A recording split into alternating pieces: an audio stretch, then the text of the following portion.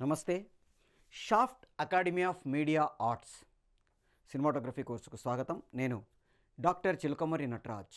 మనము ఈ సినిమాటోగ్రఫీ కోర్సులో డిఫరెంట్ సబ్జెక్ట్స్ని ఎలాబొరేటెడ్గా డిస్కస్ చేసుకుంటూ వస్తున్నాం. ప్రాక్టికల్ ఏంటి, థియరీ ఏంటి, థియరీలో నేర్చుకునేది ప్రాక్టికల్గా ఎలా అప్లై చేసుకోవాలి, ఇవన్నీ డిస్కస్ చేసుకుంటూ వస్తున్నాం. పార్ట్స్ ఆఫ్ ది కెమెరా గురించి, camera movement, camera distance, camera view point, depth of the field, lens, ఇట్లా రకరకాల సబ్జెక్ట్స్ గురించి మనం ఎలాబొరేటెడ్గా డిస్కస్ చేసుకుంటూ వస్తున్నాం.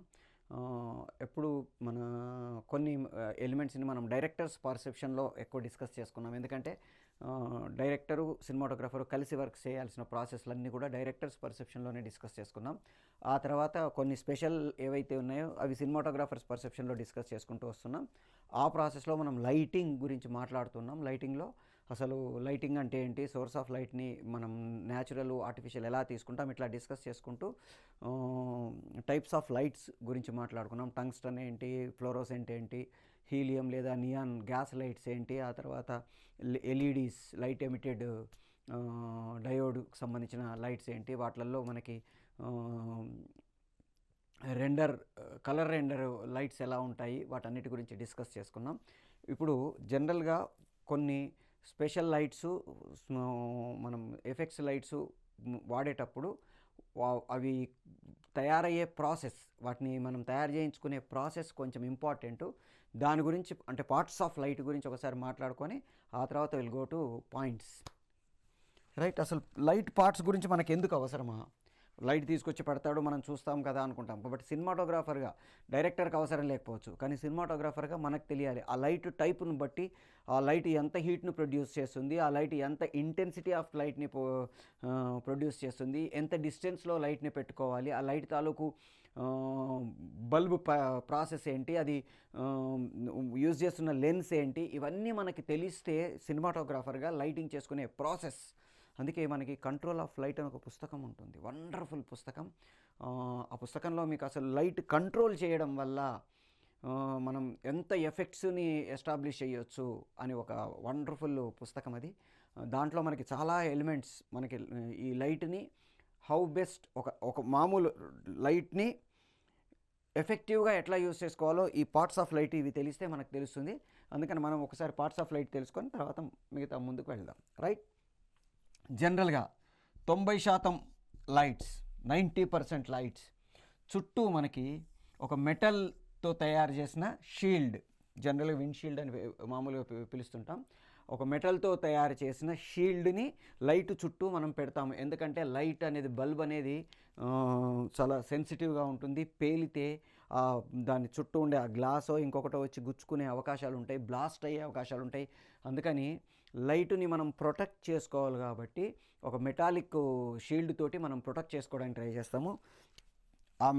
మేజర్గా ఫస్ట్ అన్నిటికంటే ముందు ఆ మెటల్ మోడల్ ఏదైతే ఉందో ముందు ఓపెన్ ఉంటుంది, వెనక క్లోజ్ ఉంటుంది. ఈ క్లోజ్డ్ ఏరియా మనకి ఒక సెమీ సర్క్యులర్ ఫామ్లో ఉంటుంది. దీనికి ఇక్కడ మనకి ఇలా హోల్స్ ఉంటాయి.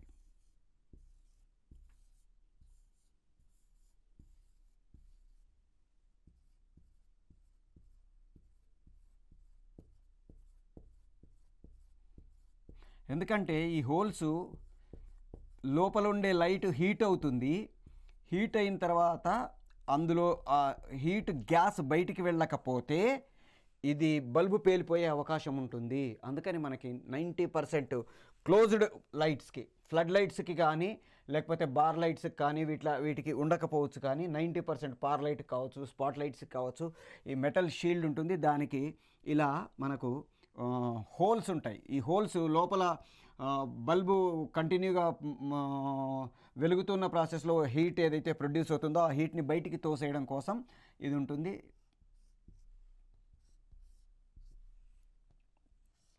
దీనికి మనకు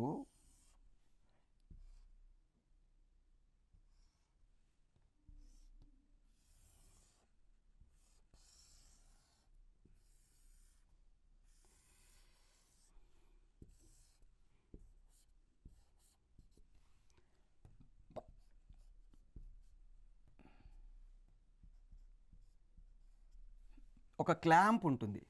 దీన్ని మనం సి క్లాంప్ అంటారు, జనరల్గా యోక్ అని కూడా అంటాము. ఇది మనకి ప్యాను టిల్టు చేయడానికి ఉపయోగపడుతుంది. దీన్ని మనం స్టాండ్కి బిగించుకుంటాము లేదా పైన వీటికి బిగిస్తాము. బిగించిన తర్వాత లైట్ని మనకి కావలసిన యాంగిల్లోకి ఇటు అంటే హారిజంటల్గా వర్టికల్గా దాన్ని మనం మూవ్ చేయడానికి, మనకి కావలసిన ఏరియాకి లైట్ని షిఫ్ట్ చేసుకోవడానికి ఈ క్లాంప్, సి క్లాంప్ లేదా యోక్ ఉపయోగపడుతుంది. ఈ మెటల్ ప్రొటెక్టర్ లోపల మనకి ఇది ఉంటుంది. ఇక్కడ మనకి ఒక గ్రూ ఉంటుంది. ఇది లెన్స్ పెట్టుకోవడానికి అవసరమైన గ్రూ ఉంటుంది. ఇందులో మనం లెన్స్ పెడతాము. ఏ లెన్స్ అవసరం అనుకుంటే ఆ లెన్స్ పెట్టిన తర్వాత ఈ లెన్స్కి గ్రిప్ ఒకటి ఉంటుంది.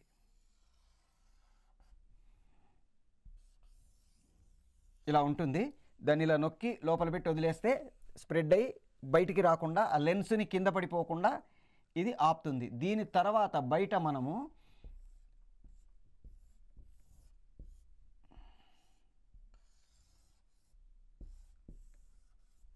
లైట్ని కంట్రోల్ చేసుకోవడానికి షటర్స్ పెట్టుకుంటాం లేదా బ్యాండ్ డోర్ పెట్టుకుంటాం. బ్యాండ్ డోర్ అంటే క్లోజ్డ్, షటర్స్ అంటే ఓపెన్ క్లోజ్, మనకు కావాల్సిన ఏరియాకి కన్వర్ట్ చేసుకోవడానికి పెట్టుకుంటాం. ఇక్కడ లోపల ఇది మనకి పైకి కనబడే అదైతే దీని లోపల ఈ ప్లేస్లో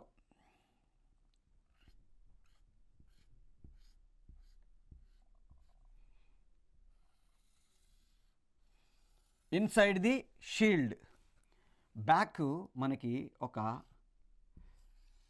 మోస్ట్లీ అల్యూమినియం లేదా మెర్క్యూరీ కోటెడ్ ఒక షీట్ని పెట్టుకుంటాం. దీన్ని మనం రిఫ్లెక్టర్ అంటాం. ఇది షీల్డ్, ఇది యోక్ లేదా సి క్లాంపు, ఇది షటర్, ఇది గ్రిప్,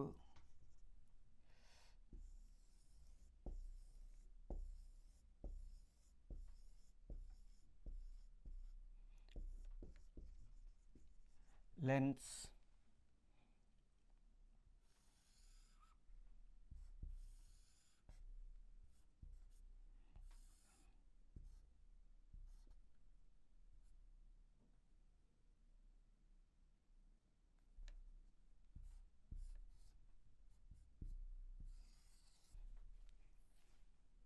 లోపల బల్బ్ ఉంటుంది. దీన్ని మనం రిఫ్లెక్టర్ అంటాం. ఇక్కడ మనకు ఒక మూవింగ్ గ్రూ ఉంటుంది. దీనికి మనకి ఒక లివర్ ఉంటుంది. ఇది లైట్ని ముందుకి వెనక్కి జరపడానికి ఉపయోగపడుతుంది. తర్వాత పవర్ సాకెట్ ఉంటుంది.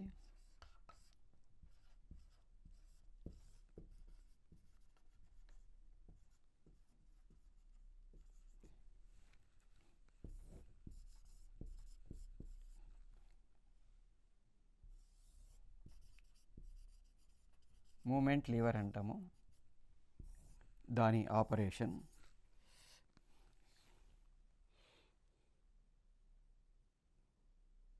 ఇవి జనరల్గా మనకి ఒక లైట్లో ఉండే పార్ట్స్. ఇవి ఏవేవి ఏం చేస్తాయి అనేది ఒకసారి మనం చెక్ చేసుకుందాం.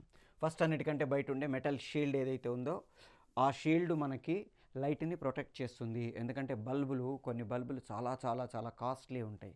ఒక్కొక్క బల్బు 7-8 వేలు దాకా ఉంటుంది. కొన్నిసార్లు 10-15 వేలు కూడా ఉంటాయి.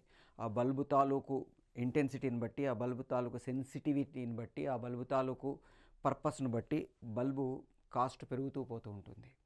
అందుకని ఆ బల్బు మనకి కాస్ట్ అంటే అది పగిలిపోకుండా జాగ్రత్తగా తీసుకోవడానికి కావచ్చు, దాని వేడి వల్ల పేలిపోకుండా కావచ్చు, మనకి రకరకాల వాటి కోసం మనము బల్బుని ఇలా పట్టుకొని వాడలేము. మొత్తం స్ప్రెడ్ అయిపోతుంది. దాన్ని ఒక ఏరియాకి మార్చుకోవాలి. అన్నిటికీ మల్టీపర్పస్ కోసం ఈ షీల్డ్ ఉపయోగపడుతుంది. ఆ షీల్డ్లో మనకి బ్యాక్ సైడ్ ఉండే హోల్స్ ఏవైతే ఉన్నాయో హీట్ని బయటికి పంపించేసి ప్రొటెక్ట్ చేస్తాయి, బల్బుకు డ్యామేజ్ కాకుండా చూసుకుంటాయి. ఆ తర్వాత ఇక్కడ ముందర వచ్చేసరికి ఇక్కడ ఓపెన్ ఉంటుంది. ఈ ఓపెన్ ఏరియాలో లెన్స్ పెట్టుకోవడానికి మనకు ఒక గ్రూ ఏరియా ఉంటుంది. పెట్టేసిన తర్వాత లెన్స్ పెట్టిన తర్వాత ఆ లెన్స్ మీద మళ్ళీ గ్రిప్ పెట్టుకుంటాం. ఆ గ్రిప్ మనం ఇంతకుముందు మాట్లాడుకున్నట్టు ఇలా ఉంటుంది. దీన్ని ఇలా దగ్గరికి నొక్కి పెట్టి వదిలేస్తాము. కొంచెం వెడల్పైపోయి దీని మీద పట్టి ఉంచుతుంది. అంటే లెన్స్ కింద పడిపోకుండా. లెన్స్ కూడా కొన్నిసార్లు డే లైట్లు ఇంత పెద్ద లైట్లు ఉంటాయి. ఆ లైట్కు పెట్టే లెన్స్ ఇంత పెద్దగా ఉంటుంది. ఆ లెన్సు కింద పడి పగిలిపోయింది అనుకోని 25-30 వేలు తేడా వస్తుంది. అందుకని ఈ లెన్సులు మనం జాగ్రత్తగా చూసుకోవాలి. ఆ లెన్స్ మనకి లైట్ని కంట్రోల్ చేసే ప్రాసెస్కి అవసరం కాబట్టి ఆ లెన్స్ని మనం ప్రొటెక్ట్ చేసుకోవడం కోసం ఈ బయట ఇది జారిపోకుండా కదిలిపోకుండా ఈ ఏదైతే గ్రిప్ ఉందో అది చూసుకుంటుంది. దానిపైన షట్టర్ ఉంటుంది.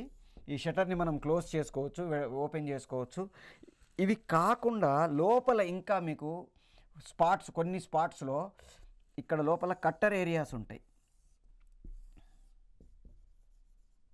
కట్టర్స్ అండ్ షట్టర్స్ అంటాం. ఇది స్పెషల్ లైట్స్. వీటి గురించి మనం లాస్ట్లో మాట్లాడుకుందాం. మిగతా ఎన్ని అయిపోయిన తర్వాత మళ్ళీ అక్కడికి వద్దాం. రైట్. సో ఈ క్లాంపు ఏదైతే ఉందో అది మనకి లైట్ని ఇలా పట్టుంచి ఇక్కడ ఇలా అంటే ప్యాను టిల్టు చేసుకోవడానికి. అంటే ఇప్పుడు ఉదాహరణకి లైట్ ఇలా ఉందనుకోండి, ఇలా దింపితే ఈ ఏరియాలో నాకు పడాలి, పైకంటే ఆ ఏరియాలో పడాలి, పక్కకంటే ఎటు కావాలనుకుంటే ఆ ఏరియాలో నాకు లైట్ పడేసుకోవడానికి వీలుగా మనకి ఆ క్లాంప్స్ యూజ్ అవుతాయి. తర్వాత వాటికి లివర్స్ ఉంటాయి, అవి ఫిట్ చేసి పెట్టేసుకుంటాం. అంటే మనకు కావాల్సిన సెటప్ సెట్ చేసేసుకొని ఫిట్ చేసి పెట్టుకుంటాం. నెక్స్ట్ ఇది లైట్ని ముందుకి వెనక్కి మూవ్ చేయడానికి, బల్బుని ముందుకి వెనక్కి మూవ్ చేయడానికి అవసరమైన ఒక గ్రూ ఏరియా ఉంటుంది. దానికి ఒక లివర్ ఉంటుంది.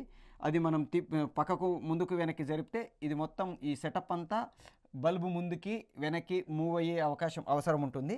దాన్ని బట్టి మనం లైట్ని ప్లేసులు మార్చుకుంటాం. ఎందుకు ఇది పనిచేస్తుంది ఇది మనం ఒకసారి చెక్ చేసుకుందాం.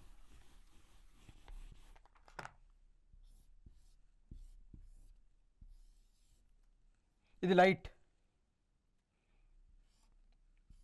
బల్బ్ ఇక్కడ ఉంది. బల్బ్ ఇక్కడ ఉంటే లైట్ పడే ఏరియా ఇంత ఉంది. ఇదే బల్బు ఇక్కడికి వచ్చిందనుకోండి, లైట్ పడే ఏరియా ఇంత మారింది. అంటే ఎక్కువ ప్లేస్కి నాకు లైట్ కావాలంటే బల్బుని ముందుకు తీసుకొని వస్తాను. అంటే ఈ ఏరియా అంటే దీని నుంచి ఇక్కడికి వస్తే అది చూసే ఏరియా పెరుగుతుంది, వెనక్కి వెళ్తున్న కొద్దీ అది చూసే ఏరియా తగ్గుతుంది.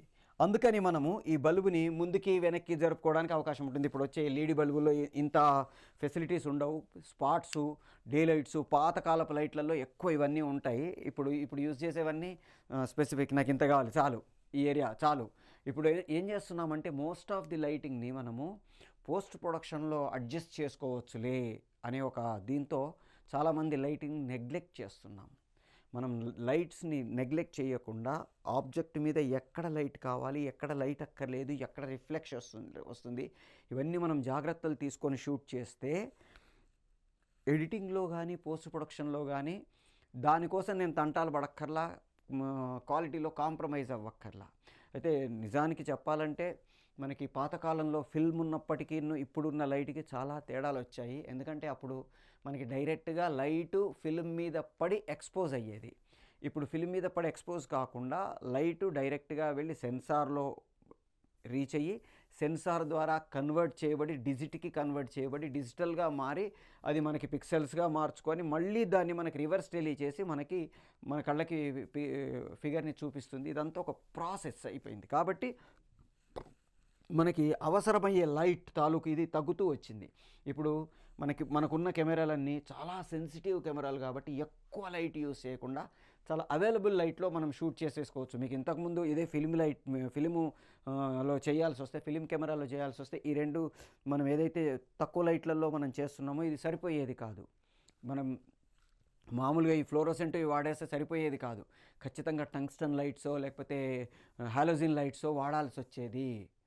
అందుకని ఇప్పుడున్న సెన్సిటివ్ కెమెరాస్కి తక్కువ లైటు అవైలబుల్ లైట్లో చేసేయచ్చు. కానీ ఆ చేసేది కూడా కొంచెం జాగ్రత్తలు తీసుకొని చేసుకోగలిగితే మనకి ఎఫెక్టివ్గా ఉంటుంది. దానికోసం మనం ఏమేం చేయొచ్చు అనేది జాగ్రత్తలు తీసుకోవడానికి ట్రై చేస్తాం. రైట్. నెక్స్ట్ ఈ రిఫ్లెక్టర్. నిజానికి ఫ్లడ్ లైట్లో కానీ, పార్ లైట్లో కానీ, మామూలు లైట్ బార్స్లో కానీ అన్నిట్లలో కూడా ఇది కామన్ ఎలిమెంట్. ఇది చాలా ఇంపార్టెంట్ ఎలిమెంట్. ఇప్పుడు ఇంతకుముందు మనం ఇది లైట్ మనకి మామూలుగా లైట్ ఇలా పెట్టాను అనుకోండి, బయట పెట్టేశాను, మొత్తం దాని ఇష్టం వచ్చిన ప్లేస్కి వెళ్ళిపోతుంది.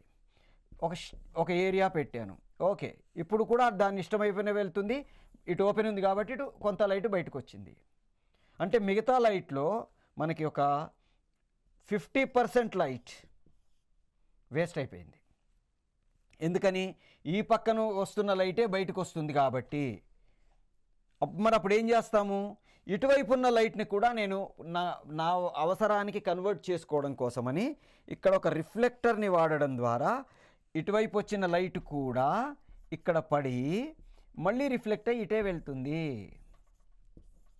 మొత్తం 100% లైట్ కాకపోయినా 90% ఆఫ్ ది లైట్ మనకి ఒక ఏరియాకి అవసరం ఉన్న వైపుకి వస్తుంది. అందుకని ఈ రిఫ్లెక్టర్ అనేది చాలా ఇంపార్టెంట్. మనకి మామూలు చిన్న చిన్న లైట్లలో కూడా మనకి ఈ ఫ్లోరింగ్ పెట్టుకునే లైట్లలో కూడా మీరు బ్యాక్ సైడ్ చూస్తే మీకు ఒక అల్యూమినియం లేకపోతే ఇండాలియం షీటు పెట్టేసి ఉంటుంది, ఒక మెటాలిక్ షీట్. అది ఏం చేస్తుంది? అది మనకు వెనక వైపు ఫ్లోర్ వైపుకి పైకి వెళ్ళిపోయే లైట్ని, టాపు దాంట్లోకి వెళ్ళిపోయే లైట్ని మొత్తాన్ని అది రిఫ్లెక్ట్ చేసి మనకి గ్రౌండ్ వైపుకి, అంటే మనకు అవసరం ఉన్న వైపుకి కన్వర్ట్ చేసి పంపించేస్తుంది, ట్రాన్స్ఫర్ చేస్తుంది. అందుకని ఈ రిఫ్లెక్టర్ అనేది one of the most important. అయితే మనకి పార్ లైట్లో ఇంతకుముందు మాట్లాడుకున్నట్టు బల్బు, లైటు, రిఫ్లెక్టర్ అన్నీ కలిపి ఒక ఇది ఉంటుంది, అల్యూమినియం. మనం పారాబోలిక్ అల్యూమినియం లైట్ అంటున్నాం, reflected light. Parabolic aluminium reflected light పార్ లైట్ అంటున్నాం. సో అది మనకి ఈ రిఫ్లెక్టర్ మొత్తం లైటు బయటికి వెళ్ళి వచ్చేటట్టుగా కన్వర్ట్ చేసి మొత్తం లైట్ని మనకి ఒకవైపుకి టర్న్ అయ్యేటట్టుగా చేస్తుంది. అప్పుడు లైట్ వేస్ట్ కాకుండా మనం అనుకున్న ఏరియాకి వెళ్తుంది. యూజ్ చేసే లెన్స్ మనం ఇంతకుముందు ఒక మాడ్యూల్లో డిస్కస్ చేసుకున్నాం. పీసీ లెన్స్, ఫ్రెనెల్ లెన్స్, 2 రకాల లెన్సులు వాడతాము. నాకు షార్ప్ ఎడ్జ్డ్ లైట్ కావాలనుకుంటే, ఎడ్జ్ పర్ఫెక్ట్గా కనబడాలనుకుంటే షార్ప్ ఎడ్జ్డ్ అయితే, సాఫ్ట్ ఎడ్జ్డ్ అయితే ఫ్రెనెల్ లెన్స్ వాడితే నాకు సాఫ్ట్ ఎడ్జ్ వస్తుంది. ఎడ్జ్ తెలియదు, పడుతుంది లైటు, కానీ ఒక స్పాట్ లాగా పడదు. షార్ప్ ఎడ్జ్డ్ అయితే స్పాట్ లాగా మనకి ఆ ఎడ్జెస్ క్లియర్గా కనబడతాయి. సో ఈ రెండిట్లలో మనం సాఫ్ట్ ఎడ్జ్డ్ కావాలా లేకపోతే షార్ప్ ఎడ్జ్డ్ కావాలా అనే దాన్ని బట్టి ఈ లెన్స్ని మార్చుకుంటాము. షటర్ మనకి ఇప్పుడు ఈ పడే లైట్ అంతా కూడా స్ప్రెడ్ అయ్యి బయటకు వచ్చిన లైట్ అంతా కూడా వెళ్ళిపోతుంది. వెళ్ళిపోకుండా ఏం చేస్తున్నా, నేను దాన్ని నాకు కావలసిన ఏరియాకి స్పెసిఫై చేసుకొని సెట్ చేసుకుంటాను. అంటే ఇంత ఏరియా పడకుండా నాకు ఇంత చాలు అనుకుంటే నేను బయట ఉండే కట్టర్స్ ఏవైతే ఉన్నాయో, షటర్కి తాలూకు కట్టర్స్, వాటిని నేను దగ్గరికి లాగుకోవడం వల్ల ఆ ఏరియా కూడా స్పిల్ అయిపోకుండా లైటు ఒక స్పెసిఫిక్ ఏరియాకి కన్వర్ట్ అవుతుంది. ఇవి మనకి జనరల్గా ఒక లైట్లో ఉండే పార్ట్స్. ఇవి కాకుండా మనం ఇక్కడ మాట్లాడుకున్నామే ఒకటి స్పెషల్, కట్టర్స్ అండ్ షట్టర్స్ అనేది కొన్ని స్పెషల్ స్పాట్స్లో ఉంటాయి. అవి ఏం చేస్తాయంటే మనకి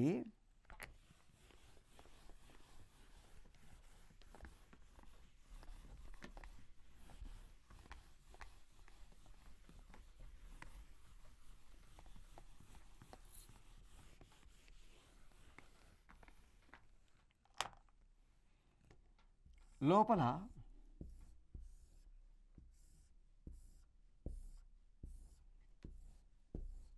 మనకి విండోస్కి పెట్టుకునే ఇవిట్లాగా ఉంటాయి.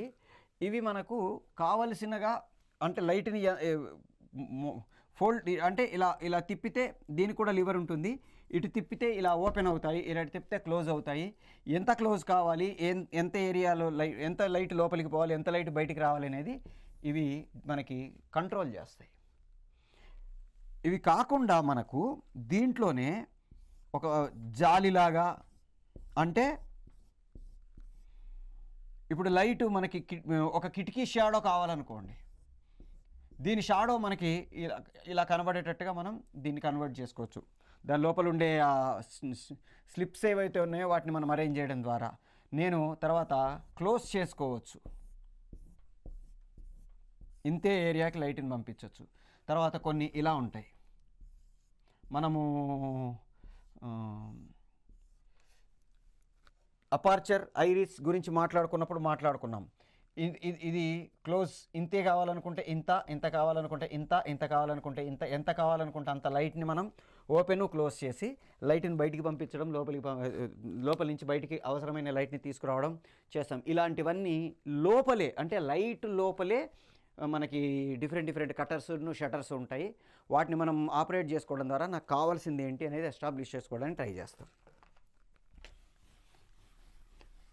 ఇవి మనకి జనరల్గా ఒక స్పెసిఫిక్ లైట్స్, అంటే పాతకాలంలో యూజ్ చేసే లైట్స్ అన్నిట్లలో ఇవి ఉంటాయి.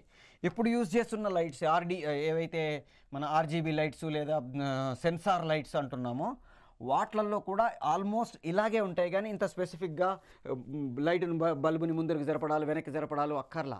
ఇప్పుడు కొన్ని సెన్సార్ లైట్స్ అంటాం. ఆ లైట్ని నేను ఇక్కడ కూర్చొని కంప్యూటర్లో దానికి కనెక్టివిటీ ఇచ్చి ఆ కలర్ మార్చుకోవచ్చు, ప్లేస్ మార్చుకోవచ్చు, దానిలో డిజైన్స్ మార్చుకోవచ్చు, రేస్ పడే ప్రాసెస్ మార్చుకోవచ్చు.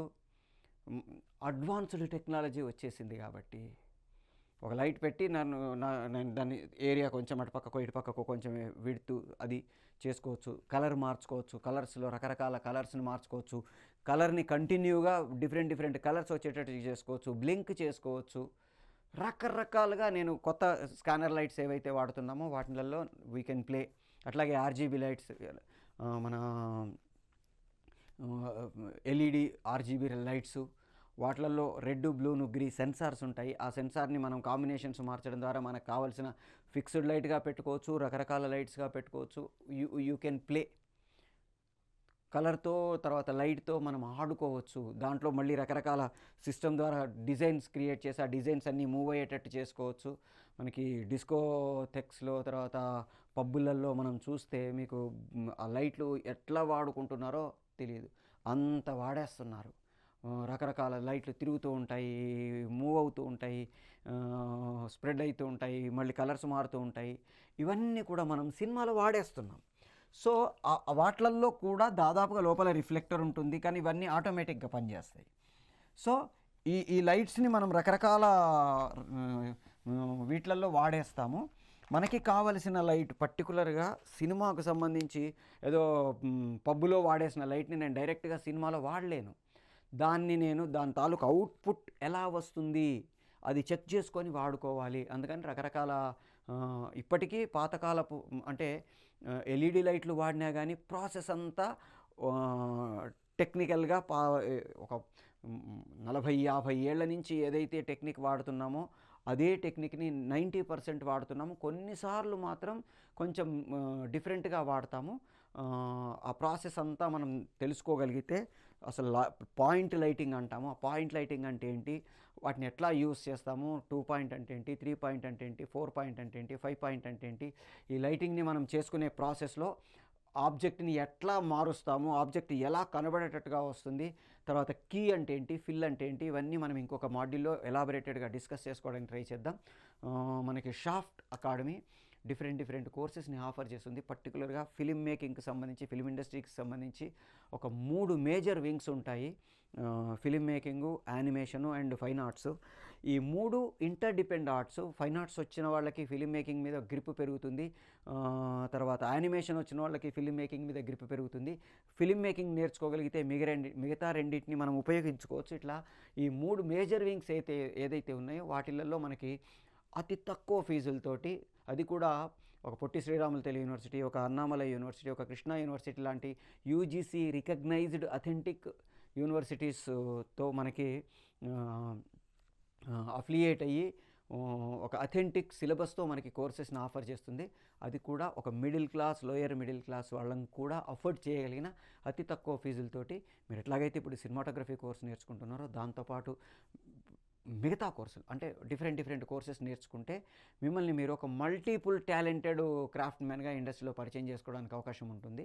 ఇప్పుడు ఉదాహరణకి రాజమౌళి గారు డైరెక్షన్ ఒకటే కాకుండా ఆయన యానిమేషను, విజువల్ ఎఫెక్ట్స్ కూడా నేర్చుకున్నారు కాబట్టి ఆయన సినిమాలలో ఆ ఎఫెక్ట్ కనబడుతూ ఉంటుంది. అది తెలియకపోతే కొన్నిసార్లు మనం చేసే ప్రాసెస్ ఏదైతే ఉందో షూటింగ్ ప్రాసెసు, తర్వాత ఇవన్నీ టైము, మనీ, ఎనర్జీ 3 వేస్ట్ అయ్యే అవకాశాలుంటాయి. అందుకని మీరు మోర్ దెన్ 1 కోర్సెస్ నేర్చుకొని మీకు beyond the camera, in front of the camera ఈ 2 కోర్సులలో కొన్ని అవసరమైనవి కెమెరా వెనక ఏం జరుగుతుందో తెలిస్తే కెమెరా ముందు ఇంకా ఎఫెక్టివ్‌గా ఏం చేయగలుగుతామో అలా తెలుసుకోవడానికి అవకాశం ఉంటుంది.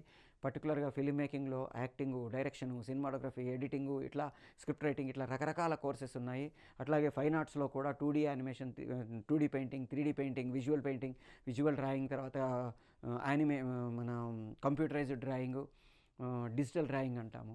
ఇవన్నీ ఇట్లా రకరకాల కోర్సులు ఉన్నాయి. యానిమేషన్‌లో కూడా 2డీ యానిమేషను, 3డీ యానిమేషను, తర్వాత డీఐ ఇట్లా రకరకాల కోర్సెస్ ఉన్నాయి. Visual effects, after effects, special effects ఇట్లా మనం అన్నీ తెలుసుకోగలిగితే, అన్నీ తెలుసుకోవడం అనేది మానవ మాత్రలకు సాధ్యం కాదు కదా అనిపిస్తుంది. కానీ మనం కొంచెం బేసిక్స్ నేర్చుకోగలిగితే కొన్నిట్లలో మాస్టర్ మైండ్ అవుతాము, కొన్నిట్లలో బేసిక్స్ నేర్చుకుంటాము. మనల్ని మనం ఎఫెక్టివ్‌గా ప్రూవ్ చేసుకోవడానికి అవకాశం ఉంటుంది. మీరు మిగతా కోర్సెస్ నేర్చుకోవడానికి ట్రై చేయండి. All the best.